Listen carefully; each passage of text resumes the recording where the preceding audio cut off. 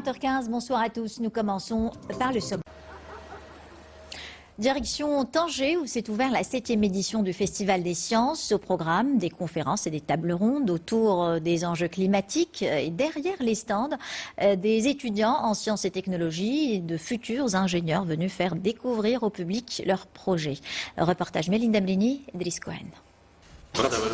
Ouvrir et fermer à distance des portes de maisons, de garages, contrôler la lumière ou encore actionner des pompes à eau. C'est possible et c'est ce que nous ont prouvé ces étudiants en système électronique. Il a fallu une année à Jafar et à ses camarades pour créer ces prototypes. Le système permet à partir d'une application Android de gestionner ou bien d'actionner quelques électrovannes et quelques pompes. Les Marocains, on peut inventer, on peut faire des choses incroyables dans le domaine de l'électronique à partir des programmations, des logiciels.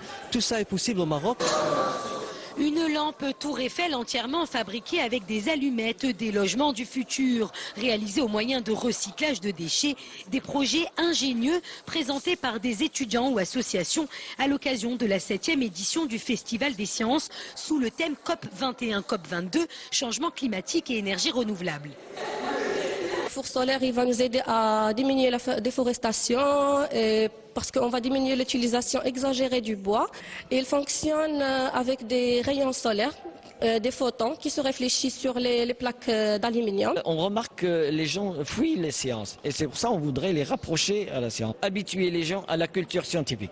Parce qu'en réalité, le but final, c'est la création d'une cité des sciences. Pourquoi? Parce qu'une cité des sciences qui existe quelque part, elle fonctionnera tout le temps et elle fera le travail du festival tout le temps.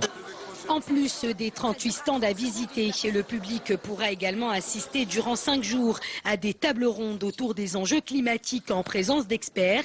Et pour les plus curieux, ils pourront découvrir une ancienne station météo datant des années 30 et qui se trouve depuis lors dans les jardins du Palais des Institutions.